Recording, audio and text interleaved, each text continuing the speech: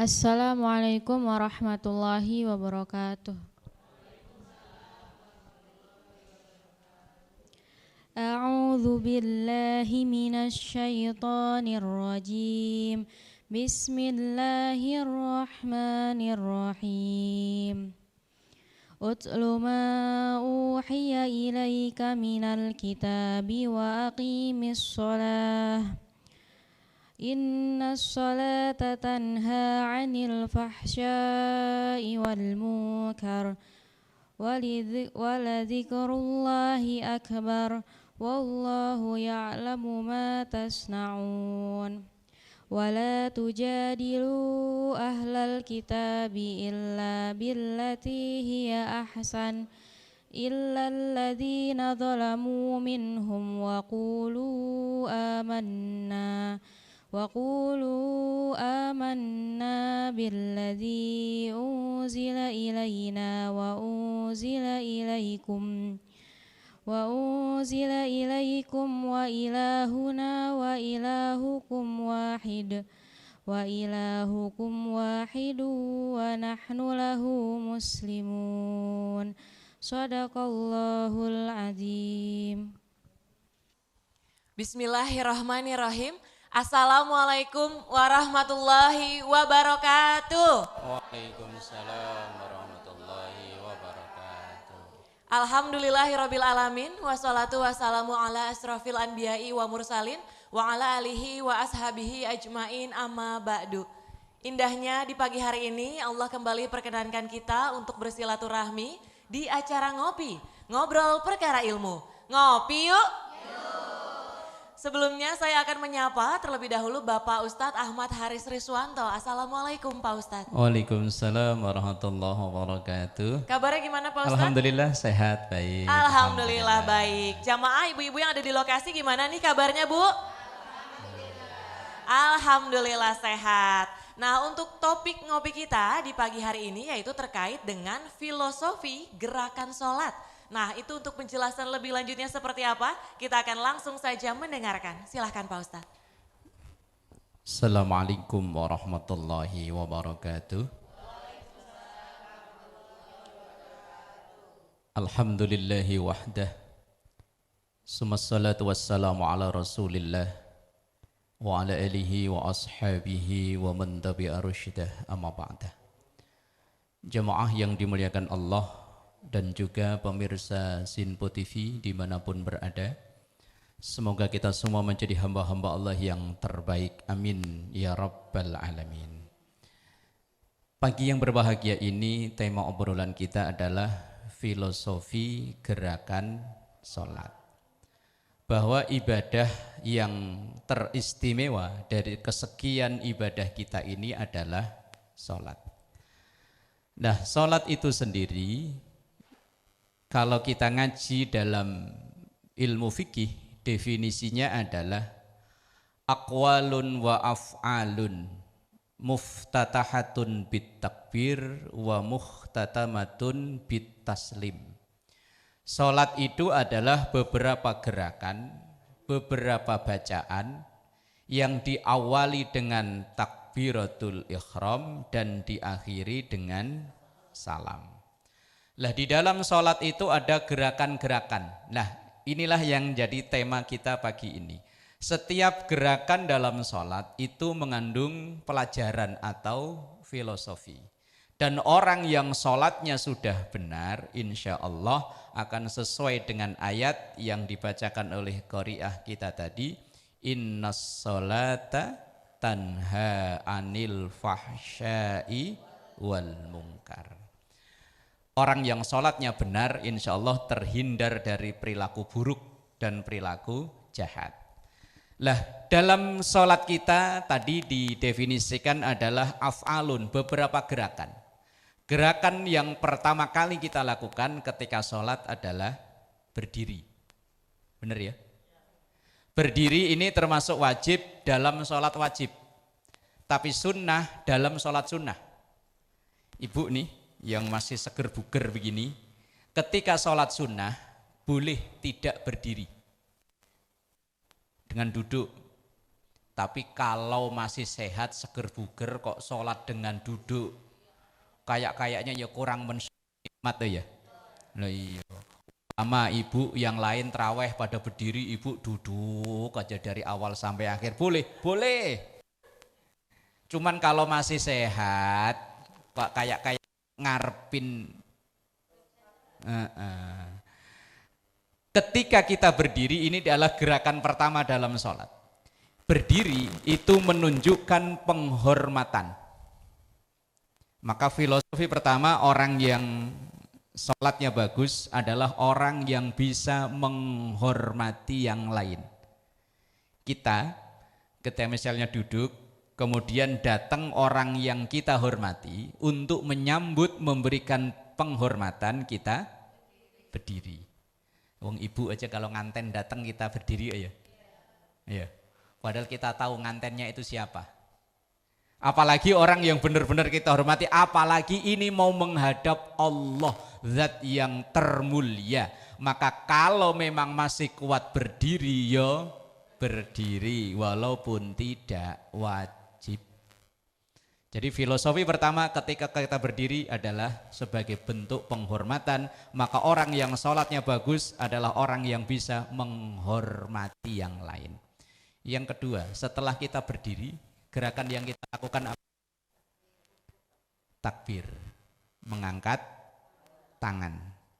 Dalam mengangkat tangan ini teks hadisnya sama, warfa yadaih, angkatlah kedua tangan, hadwa mangkibaihi, sejajar dengan pundak. Teks hadisnya sama tapi memahaminya berbeda. Angkat tangan sejajar dengan pundak. Sejajar itu ada yang sejajar ke atas. Saya kalau ditanya milih mana? Kalau saya sejajar ke atas, karena guru-guru saya ngajarinya sejajar ke atas. Allah, ke atas. Ada yang sejajar ke depan, maka ada yang takbirnya Allah. Sejajar kan ya? Ada yang sejajar itu dimaknai ke samping. Makanya kita sholat ada yang lihat Allah. Bener, semuanya bener. Seandainya enggak, kan aja bener kok. Enggak salah. Cuman kalau sholat kok belum ngangkat tangan, kayaknya ya belum. Karena kita terbiasa ketika sholat takbiratul ihramnya ngangkat tangan. Lah ketika orang ngangkat tangan ini filosofinya adalah sebagai bentuk pasrah total kepada Allah. Orang polisi kalau lagi ngejar penjahat nyuruhnya apa? Angkat tangan ya. Kenapa enggak sedekap? Enggak ya. Sedekap? Enggak ya. Tapi nyuruhnya angkat tangan. Lah ketika kita sholat juga sama diperintahkan untuk angkat tangan. Ini sebagai bentuk pasrah total kita kepada Allah, penyerahan diri kita kepada Allah, bahwa tidak ada yang besar selain Allah. Maka ketika kita mengangkat tangan sambil membaca Allahu Akbar, hanya Allah yang maha, semua kita ini enggak ada daya apa-apa, kecil semua. Maka orang yang Allah benar, angkat tangannya benar, insya Allah jauh dari sifat takabur alias sombong. Untuk gerakan berikutnya insya Allah di segmen berikutnya. Wallahu a'lam bishawab. Baik, terima kasih Pak Ustadz. Usai jeda kita akan lanjut ngobrol terkait dengan filosofi gerakan sholat dan juga akan dibuka untuk sesi tanya jawab. Silakan disiapkan pertanyaannya. Tetap di Ngopi Yuk.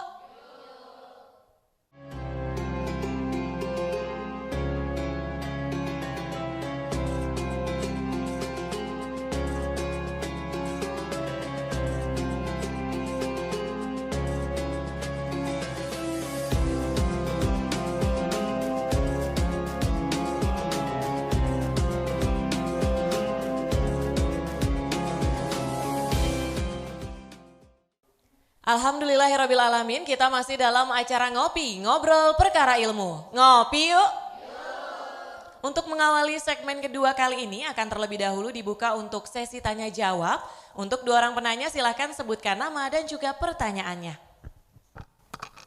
Assalamualaikum warahmatullahi wabarakatuh. Waalaikumsalam warahmatullahi wabarakatuh. Saya Bu Keisha, izin bertanya Pak Ustadz. Apakah khusyuk merupakan syarat syah dalam sholat? Mohon penjelasannya. Wassalamualaikum warahmatullahi wabarakatuh. Waalaikumsalam warahmatullahi wabarakatuh. Assalamualaikum warahmatullahi wabarakatuh. Waalaikumsalam warahmatullahi wabarakatuh. Saya dengan Ibu Halimah ingin bertanya Pak Ustadz, bagaimana orang sholatnya rajin tapi tekun maksiatnya? Mohon penjelasannya Pak Ustadz. Wassalamualaikum warahmatullahi wabarakatuh. Waalaikumsalam warahmatullahi wabarakatuh. Dua pertanyaan Pak Ustadz. Yang pertama, apakah khusyuk ini merupakan syarat sah sholat? Dan pertanyaan kedua, gimana orang yang sholatnya rajin tapi maksiatnya juga jalan Pak Ustadz? Silahkan dijawab. Baik jamaah yang dimuliakan Allah, pertanyaan pertama, apakah khusyuk itu termasuk syarat sah sholat? Seandainya ini seandainya loh ya, seandainya itu bisa iya bisa enggak. Seandainya khusyuk itu termasuk syarat sah sholat, kira-kira sholat kita ada yang sah enggak? Kok pada jujur banget sih? Ayo, seandainya khusyuk itu syarat sholat, kita kira sholat kita dari kita pertama kali sholat sampai sekarang, kira-kira ada yang sah enggak?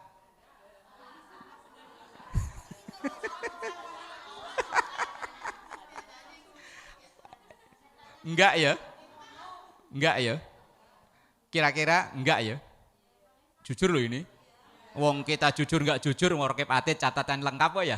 Nah iya. Kalau seandainya khusyuk itu kok masuk syarat sholat, maka sholat kita umat akhir zaman ini mungkin satu pun enggak ada yang sah ya.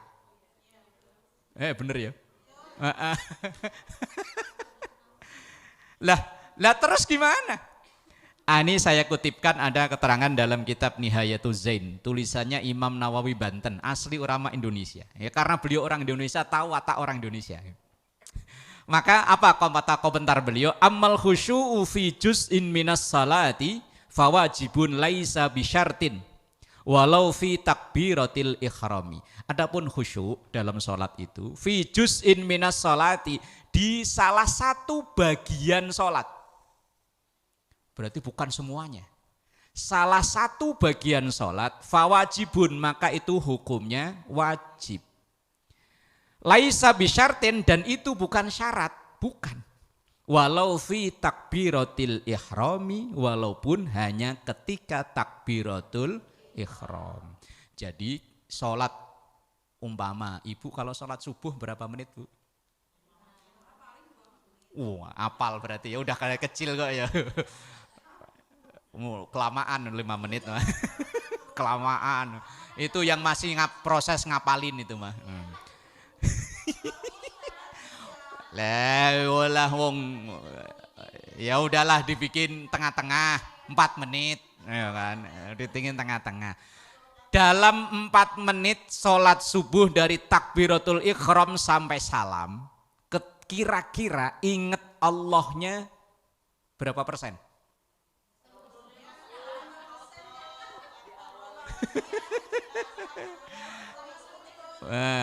Seandainya kita ingat Allah walau fi takbiratil ikhram, hanya ketika takbiratul ikhram saja, itu sudah termasuk khusyuk. Alhamdulillah. Lah Imam Nawawi ini karena beliau kan orang Indonesia, berarti kan udah nyurvei orang Indonesia kalau sholat gimana sih. Lah kalau kok khusyuk menjadi syarat sah sholat, lah apalagi sholat di rumah sambil ngomong cucu ya bu ya, ngomong anak yang umur 3 tahun baru bisa jalan. Allahu Akbar, kemana itu bocah, kemana itu. Begitu sambil rukuk kubrak, oh enggak apa-apa. Bener kan? Iya, apalagi yang punya anak umur-umur segitu loh. Emang ibu doang yang ngalami? Ya sama aja. Lah iya, apalagi punya anak yang aktif, ya Allah. Maka Imam Nawawi bilang khusyuk itu bukan syarat sah sholat, tapi wajib walaupun hanya ketika takbiratul ihram saja. Ya syukur bisa semua. Tapi untuk bisa semua kok kayaknya hal yang mustahil dan mustahil ya.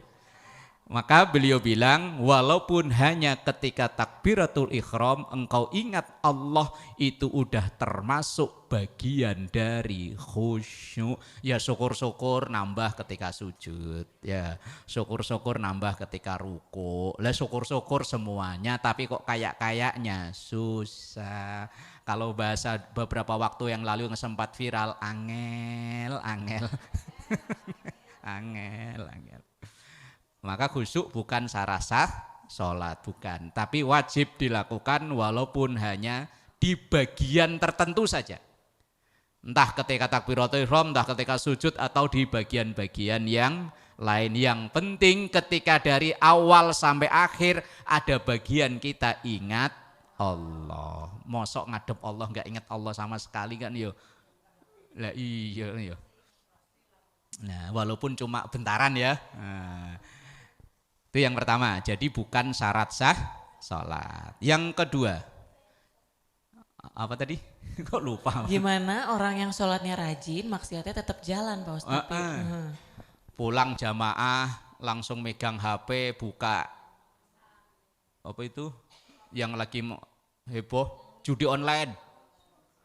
Jamaahnya rajin, judinya juga rajin. Sholat jamaah tekun tapi begitu selesai assalamualaikum tahu nggak kabarnya si itu tuh katanya mau cerai sama lakinya. Kata siapa? Lah padahal barusan jamaah loh. Tapi bukan orang sini ya. Orang sini mah alhamdulillah. Nah, paling-paling ya ketika lagi ngaji ada yang kayaknya beda langsung diomongin. Kayaknya wajahnya tambah glowing. Iya. Kasih minyak jelantah. Ya Allah. Di ayat yang dibacakan oleh qari'ah kita tadi itu surah Al-Ankabut. Di antara bunyi ayatnya ini kan sangat populer ya. Innas salata tanha anil fahsya'i wal munkar. Lah orang kalau sholatnya tekun tapi kok maksiat yo tekun. Kalau bahasa orang sono katanya STMJ. Sholat terus maksiat jalan. Itu ada yang harus dipertanyakan dari sholatnya. Sholatnya itu sudah benar apa belum. Tadi di segmen awal kita sudah belajar bahwa ketika kita Allahu Akbar ngangkat tangan kita, ini menunjukkan bahwa kita ini hamba Allah yang kecil, yang lemah, yang dhaif, nggak mampu apa-apa. Lah dalam filosofi yang diajarkan harusnya begitulah, tapi kok orang sholat tapi sombongnya naudzubillah. Sombong itu ya bisa jadi diucapkan, bisa jadi hanya di batin doang. Kayaknya orang sini yang sholatnya oke cuman saya. Itu apa? Maghrib jam segini masih di situ. Sombong mungkin nggak diucap, tapi dalam sini kan ini sombong tertinggi loh malah. Yang diucap itu belum tentu malah. Lah orang yang sholatnya sudah benar, insya Allah kesehariannya yo benar. Lah kalau perilaku STMJ itu tadi ya perlu dikoreksi sholatnya.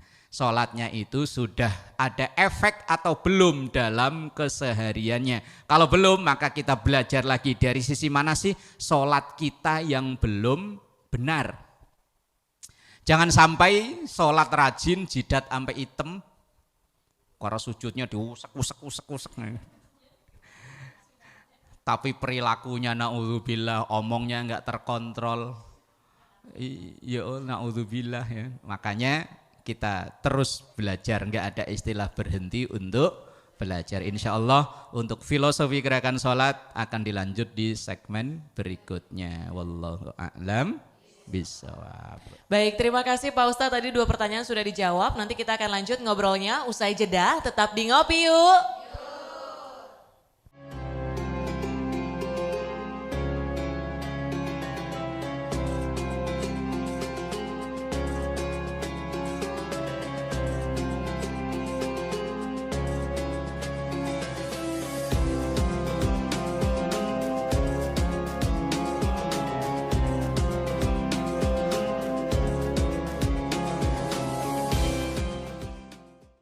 Pemirsa Sinpo TV dimanapun berada, kita masih di acara Ngopi, Ngobrol Perkara Ilmu bersama Bapak Ustadz Ahmad Haris Siswanto. Dan di segmen terakhir ini kita akan mendengarkan penjelasan lebih lanjut terkait topik ngopi kita, yaitu filosofi gerakan sholat. Silahkan Pak Ustadz. Baik, jamaah yang dimuliakan Allah dan juga pemirsa Sinpo TV dimanapun berada. Karena keterbatasan waktu ngopi kita, maka tidak kita bahas semua dari gerakan sholat yang ada. Langsung kita ambil gerakan terbanyak dalam sholat. Gerakan terbanyak dalam sholat kita yaitu sujud. Yang lain setiap 1 rakaat 1, 1, 1. Bahkan ada yang 1 rakaatnya enggak ada, tahiyat. Kan enggak ada. Tapi bisa jadi 3 rakaat tahiyat semua juga bisa jadi. Kalau sholat maghrib kita mau masbuk, ya kan 3 rakaat tahiyat semua. Sholat subuh bisa jadi 2 rakaat tahiyat semua, kunut semua, ya bisa jadi. Lah kalau masbuk, ibu dapat 1 rakaat, kan posisi imam sudah rakaat kedua, kita baru rakaat pertama. Ketika imam kunut, masuk kita nggak ikut kunut? Kunut. Nanti ketika imam tahiyat, kita juga ikut tahiyat. Lah nanti ketika kita nambah, yuk kunut lagi, tahiyat lagi. Berarti kan sholat subuh 2 kali tahiyat, 2 kali kunut. Makanya orang berjamaah itu kadang aturan sholat yang sudah ada jadi berantakan ya, dalam tanda kutip. Nah, sujud itu adalah terbanyak dalam setiap sholat kita kecuali sholat gerhana. Kalau sholat gerhana memang beda, dalam 1 rakaat itu 2 kali fatihah, 2 kali surat, 2 kali rukuk, 2 kali iktidal. Kok pada melongo, udah pernah sholat gerhana belum sih? Kapan dari gerhana? Udah pernah? Lah ya makanya.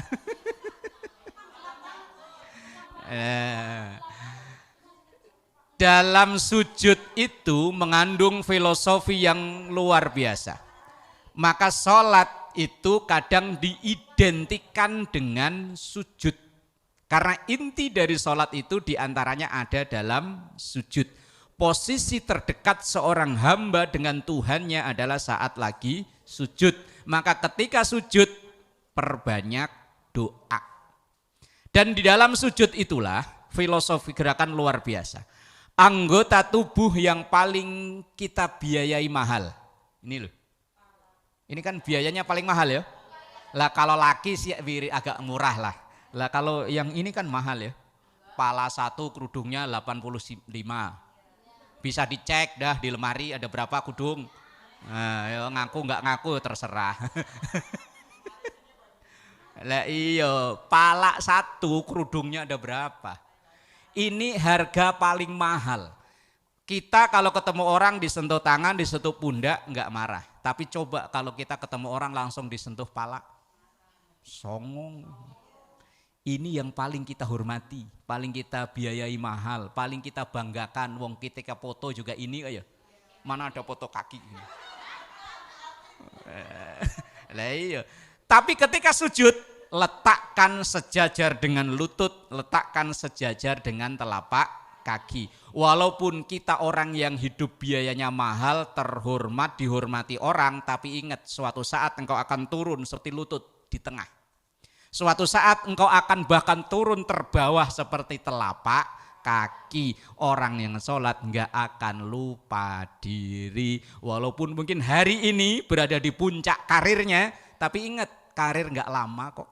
Nanti kamu akan turun lagi di tengah seperti dengkul, akan turun lagi plek paling bawah seperti telapak kaki. Orang yang sholatnya bagus artinya orang yang enggak lupa diri. Wallahu a'lam bisawab. Baik, terima kasih Pak Ustadz. Semoga topik ngopi kita pada pagi hari ini terkait filosofi gerakan sholat ini bisa bermanfaat bagi seluruh pemirsa Sinpo TV dimanapun berada.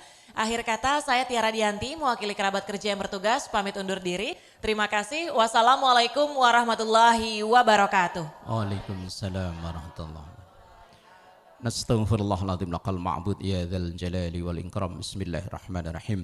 Rabbana taqabbal minna salatana wa siyamana wa ruku'ana wa sujudana wa tammim taqsirana ya Allah ya rabbal alamin. Rabbana atina fid dunya hasanah wa fil akhirati hasanah wa qina adzabannar. Walhamdulillahi rabbil alamin. Wassalamualaikum warahmatullahi wabarakatuh. Astaghfirullah Rabbal baraya. Astaghfirullah minal khataya. Astaghfirullah Rabbal baraya. Astaghfirullah minal khataya.